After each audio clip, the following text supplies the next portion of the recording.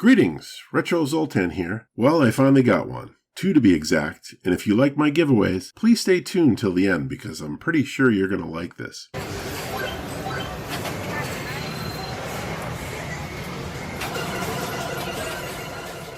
So here it is, the Miyoo Mini Plus. I really worked hard to get this one. No one sent me this, which certainly would have saved me a bit of grief, but I'm not complaining. Somehow when these were released back in March, I was able to jump in with resellers and grab a few so I could do a review. These literally sold out in minutes. And for those that tried and failed, I feel you. This happened to me on a sale with the Retroid Flip just recently, but I digress. I was kind of shocked I was able to pull it off. But then again, it's exactly how I managed to get the Miyoo Mini.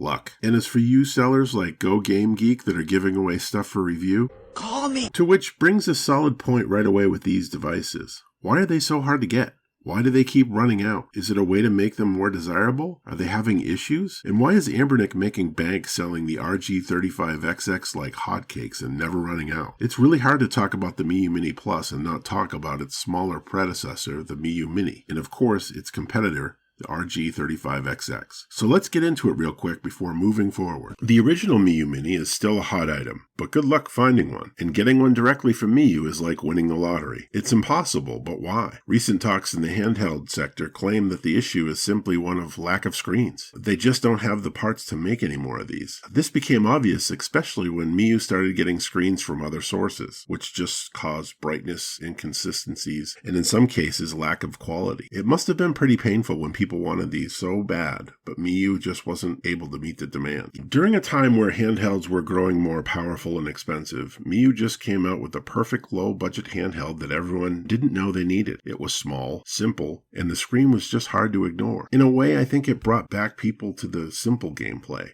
Its simplicity also attracted new people to the device. It got everyone clamoring, but there was none to be had. So during this time, people were seeking alternatives. I remember viewing the Anbernic as a viable alternative at the time, and then Anbernic went ahead and released a similar yet larger design that by all rights deserves to be part of this conversation. Even right now, if I go buy an RG35xx, I'm pretty sure I can get one. No issues with inventory. Which of course brings us to the Miyoo Mini Plus. A slightly bigger system that uses a larger screen will buy a whole new inventory of screens, right? That worked for Anbernic, why not Miyoo? But here we go again. Miyoo made 2,000 Miyoo Mini Plus units instead of the 20,000 it had promised at launch. Frustrating and getting people to start all over again with wanting but not getting what Miyoo wants to sell you. It's hard to know this time why Miyoo is having inventory problems. Time will tell, I suppose. And it's not the best situation for Miyoo, but at least it's an attempt to get us more Miyoo product. So let's finally dive into this thing. I was pretty excited to get it, and I was delighted with the packaging. This one slides open to present you with an array of goodies that you're probably expecting. Right away, you're shown an SD card that you know is going to be full of games ready to go, and the expected charging cable is tucked away nicely as well. Just like the Anbernic RG35xx, the Miyoo Mini Plus comes with a tempered glass screen protector kit that I highly recommend using, although I've seen some people not really liking the glass that much since it doesn't fit right. I'm not the best judge with tempered glass, so I say your results may vary. I don't remember my original Miyoo coming with a protector kit, but it did come with the case, to which I'm kind of sad they didn't include this time. Also, I was kind of sad they didn't use the bags they used for the original Miyoo Mini also, but I'm guessing back then they were just using old BitBoy inventory. Anyway, the Miyoo Mini Plus currently comes in 4 colors. White, which is the one I have, a translucent purple, a retro gray one, and black. They all look great. I read somewhere that people were dumping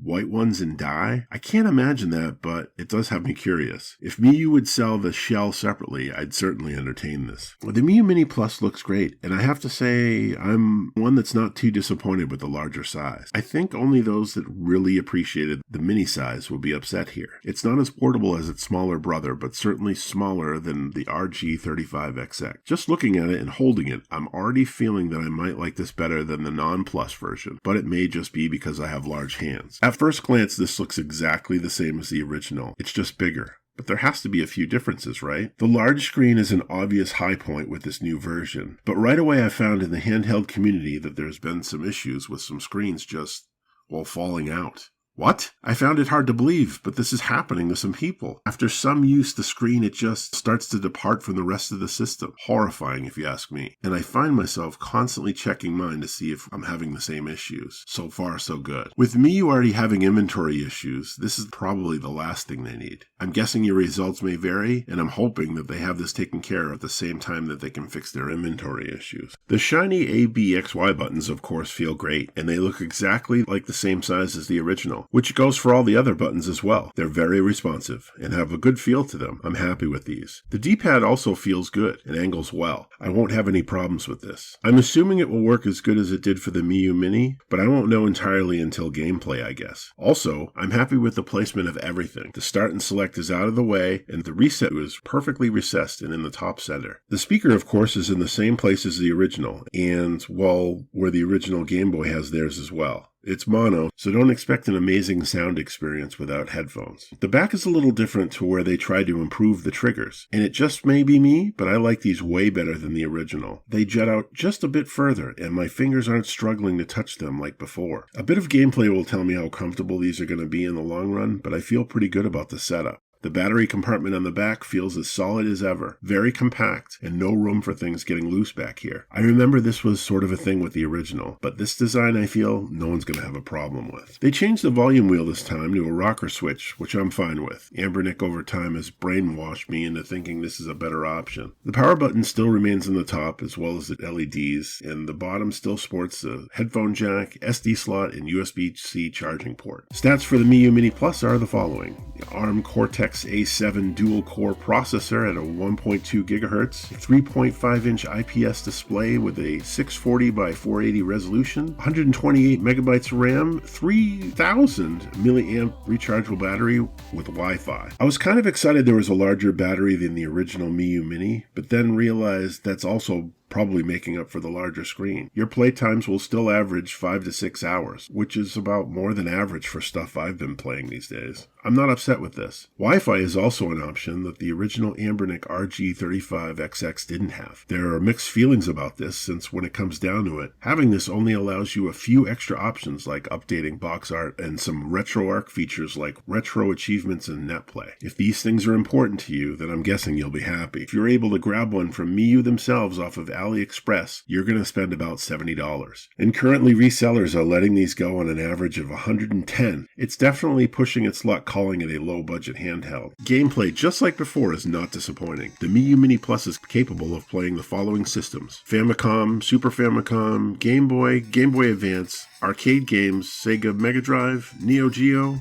Pocket, Open Bore, PC Engine, PlayStation 1, Sega Master System, and WonderSwan. Playing arcade games on this is slightly confusing because if you choose arcade or MAME, you have multiple folders to choose from. Still, if you pick the correct folders, you're not going to be disappointed. Another option, which is a surprise, is FF Play if you want to throw your own favorite shows or movies on there. And if you like vertical shooters, it has that also. Enough said. All games that I tried run fine. They look great, and I can't find fault, honestly. The controls, as expected, feel great, and the triggers are much better than I expected. As always, I'd like to mention custom firmware, and that appears to still be in the works. Onion OS, a favorite among the Miyoo community, is patiently waiting to bring their Miyoo Mini Plus to the next level. I expect there'll be probably a few options coming soon, and if you're interested, I'll certainly post a video about them when they come out. So the big question is, should I buy one? Is the Miyoo Mini Plus something I should have? It depends, really. People like the Miyoo Mini because of its size, and now with a much larger one, it just doesn't have the same charm. Still, there are those that wanted something bigger, so for those people I say go for it.